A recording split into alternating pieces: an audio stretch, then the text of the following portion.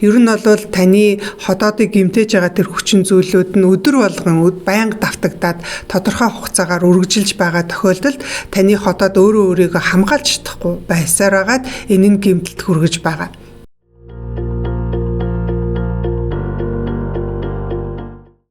Сайн байцгаана уу, энэ өдрийн мэндийг хүргэе. Дараагийн нэгэн ээлжид зөвлөгөөгөөрөө уулзч байна. За өнөөдрийн бидний өгч байгаа зөвлөгөө болохоор хотоодны шархтай хүмүүсийн хийж болохгүй зүйлийн талаар ярих гэж байна. За тэгэхээр бид нар энэ сэдвийнхаа хүрээнд хотоодны шарх гэж яг юуг ойлгоод байгаа вэ? За хотоодны шархтай хүмүүс яг юуг мөрдөх ёстой вэ гэдэг тал дээр илүү голчлог ярих болно. За шарх гэдгийг энгийн үгээр хэрвээ тайлбарлах юм бол хотоодны өөрийнх нь хамгийн дотор талд байрладаг салст бүрхүүл гэж байгаа. Тэгэхээр тэр салст бүрхүүл хүртэл гэмтэл үүсэж байгаа бол үнийг бид нар хотоод шархалсан байна гэж үзнэ. За тэгэхээр бид нар хотоод шархалхад яг юу нөлөөлөд байдаг вэ гэдгийг ойлгуулахын тулд хотоодны хамгийн дотор талын хучуур эдийн тухай зайлшгүй ярих шаардлагатай болж байгаа. За тэгэхээр танд нүдэнд харагдаж болох хэсгийг нь би одоо төлөөлүүлээд яриа. За таны гарын арьс байгаа тийм. За гарын арьсан дээр бидний нүдэнд харагдаж байгаа энэ хэсгийг бид нар арьсны хучуур эдүүд гэж хэлээд байгаа. Тэгэхээр энэ хучуур эдүүд нь бидний нүдэнд харагдаж байгаа. Гэхдээ цаана бидний одоо венис судсууд бол бас давхар харагдаж байгаа шүү дээ, тийм ээ.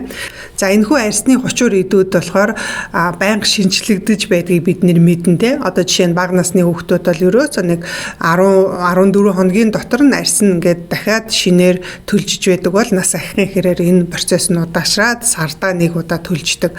Одоо арьс гуужна гэж ярьдаг шүү дээ, тийм ээ. Ийм байдаг. Яг энэтэй адилхан процесс хүний бүх эрхтэнд явагдаж байгаа. За тухайлбал хоол боловсруулах зам гэж яриад байгаа бидний залгуур хоолоо, улаан хоолоо, хотоод нарийн бүдүүн, шулуун гэц эднэрт одоо бүгдэнд нь хучуур одоо эдүүд байгаа. Тэгэхээр энэ хучуур эдүүдийн нөхөн төлчих хугацаа нь харьцангуй богино байдаг. Яагаад тэгэхээр хүн болвол байнга одоо хоол хүнс идэн тэр химийн урвал бол хүний биохимийн урвал хүний биед байнга явагддаг. Хоол боловсруулах эрхтэн дотор явагддаг учраас хучуур эдийнх нь нөхөн төлчих хугацаа нь бол маш хурдан явагддаг. За одоо жишээ нь бид нэр хотоодны тухай өнөөдөр ярьж байна. Тэгэхээр хотоодны хувьд бол хотоодны хучуур эд нь ердөө 3-5 хоног дотор л шинжлэгдээд байдаг байна.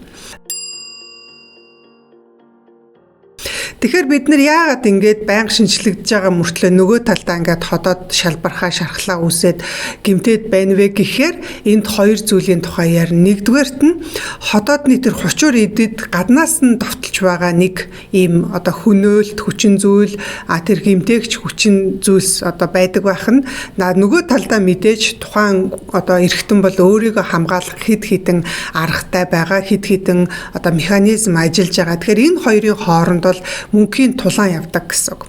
Тэгэхээр аль тал нь илүү хүчтэй байна, тэр тал нь дийлдэд явдаг. Хэрвээ таны хотоодны саст бүрхүүл нь одоо бүрэн бүтэн эрүүл түүнийг бүрдүүлж байгаа одоо тэрхүү бүрэлдэхүүнүүд нь хэвийн хэмжээгээр ялгарч байх тохиолдолд таны хотоод бол эрүүл байх боломжтой. Гэтэл нөгөө талаас хэрвээ таны хотоодны саст бүрхүүл нь цочромтгой, амархан гэмтдэг, тэгээ дээр нь таны өдөр тутамдаа идэж ууж байгаа хоол хүнс, өдөр тутамдаа таны хийж байгаа үйлдэлүүд хэрвээ хотоод гэцний састыг байнга л довтолж гэмтээгээд байх юм бол хэдийгээр богино хугацаагаар төлжиж байгаа ч гэсэндээ шинжлэгдэж байгаа ч гэсэндээ тэр нь төлжиж бүрэн амждаггүй.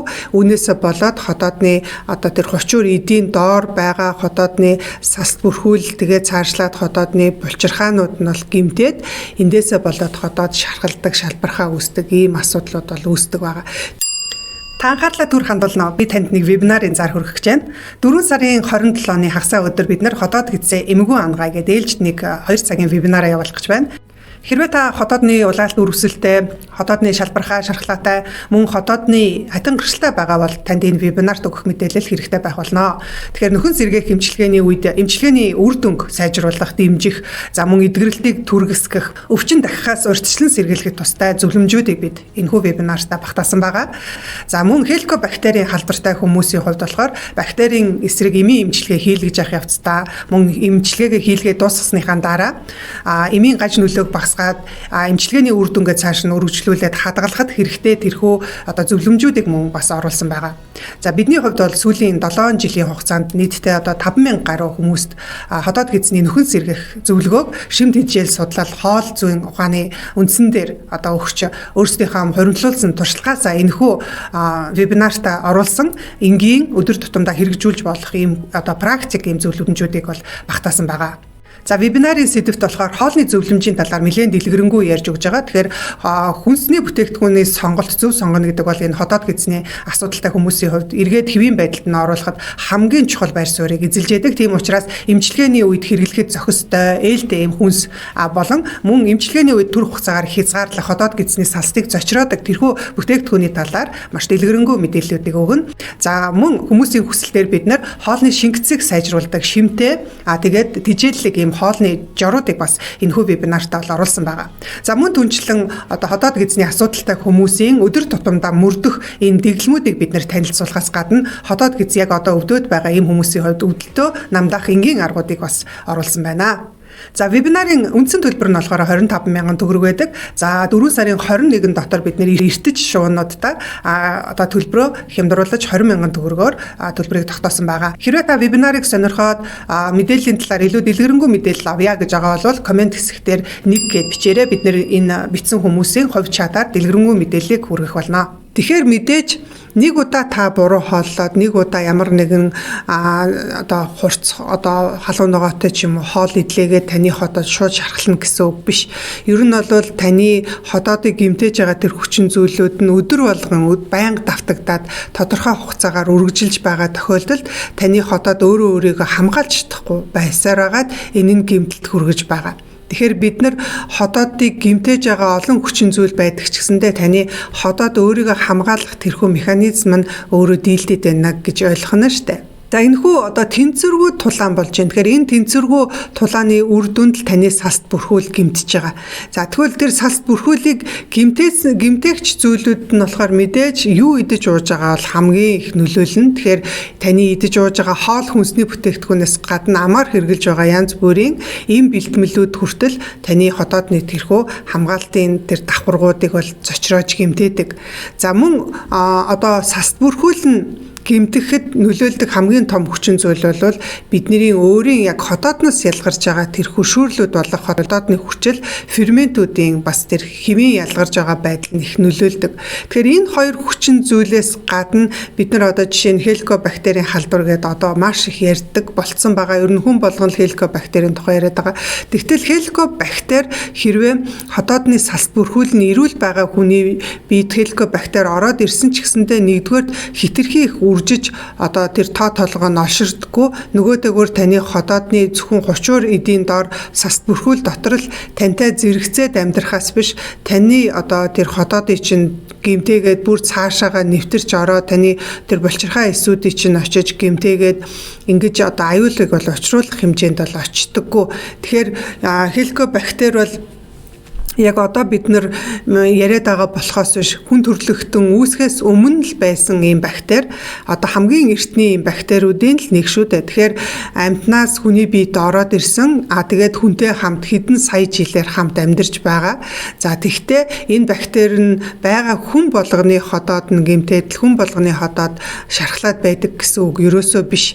Хамгийн гол нь эхлээд суур нь юу вэ гэхээр хотоодны салт бүрхүүл эрүүл байна уу, бүрэн бүтэн байна уу, хучуур идүүд нь одоо хооронд хучуур идүүдийн дунд ямар нэгэн зай завсар гарсан байна уу, эсийн хооронд одоо завсар үүссэн байна уу гэдгээс ер нь хамаарна. Хэрвээ тэр эсийн хоорондох завсар үүсээгүй, салт бүрхүүл нь бүрэн бүтэн байгаа тохиолдолд хеликобактер таны биед байлаа ч гэсэндээ хотоодыг гэмтээхгүй тантай хамт зэрэгцээл оршиж байж болно.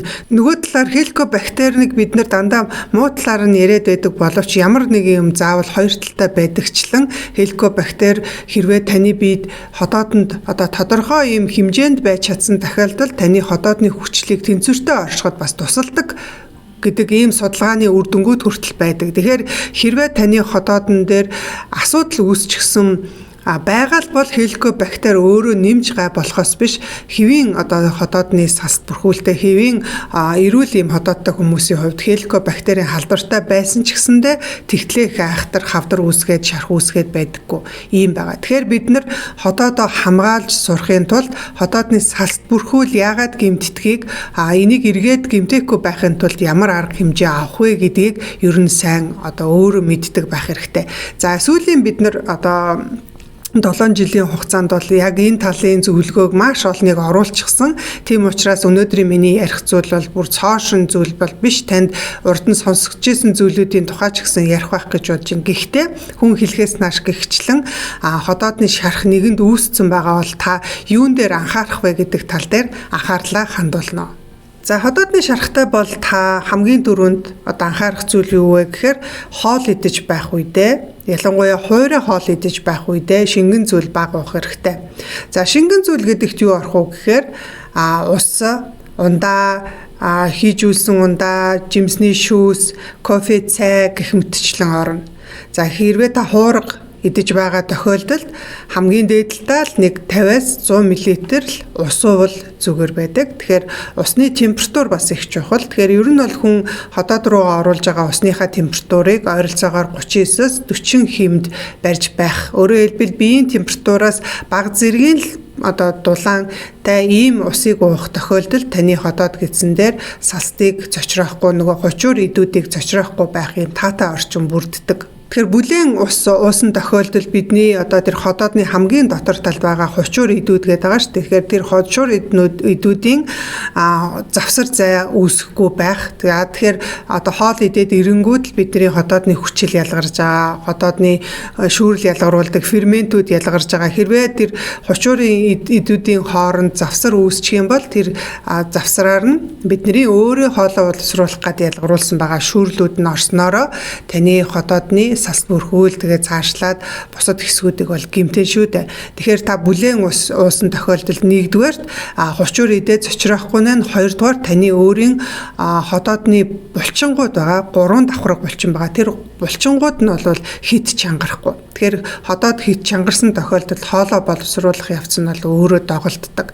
Тэгэхээр таны улаан хоолой, хотоод эдгээр бүх эрхтнүүд маань өөрөө булчин давхрагтай байдаг шүү дээ. Тэгэхээр энэ бидний ууж байгаа усны температур хэрвээ биеийн температураас хэрвээ бага байх тохиолдолд эдгээр булчингууд нь чангарна, хоол боловсруулах үйл ажиллагаанд доголдно. Тэгэхээр бид нар хоол идэхдээ бүлээн ус уuna, гэхдээ усныхаа хэмжээндээр бас түрүүний хэлсэн хэмжээг анхаараарай гэж хэлмээр байна. Хэрвээ та хоол идсэний дараа таны хотоод өндөрдөг, цанхаадаг, иймэрхүү хоолны шингэц муу байгаа ийм шинж тэмдэг илэрдэг бол та усан дотроо яг байгалийн ойн жимсгнүүдээс жишээ нь нэрэс, чацарган, анс гэх мэтчлэн ийм антиоксидант үйлчлэгээтэй хоолны шингэцийг дэмждэг. Эдгээр жимсийг ямар нэгэн сахар нэмэхгүйгээр нэмээд хэрэглэж болно. За хэрвээ таны хотоодонд шарх үүсээгүй, шархлаа үүсээгүй байх юм бол та мөн бага зэргийн цагаангаа хийж болно, алюминий цуу хийж болно, нимбэгний шүүс бас хийж болно.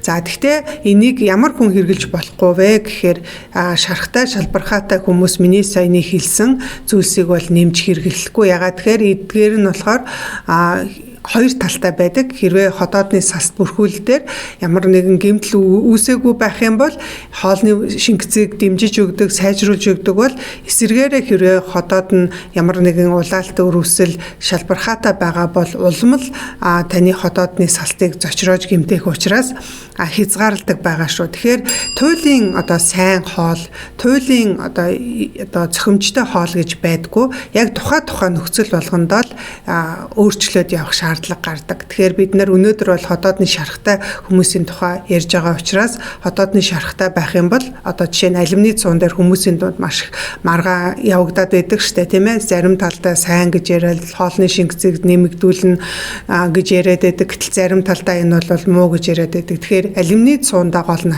асуудал байгаа юм бишээ. Таны өөрийн хотоод гэсний салт бүрхүүл ямар байгаа вэ гэдэг тал асуудал байгаа гэсэн. Хэрвээ зочромтгой байгаа бол улам зочрох учраас хязгаарлана. Хэвийн байгаа бол нэмснээрээ хоолны шингэцээ чинь дэмжиж өгдөг байгаа.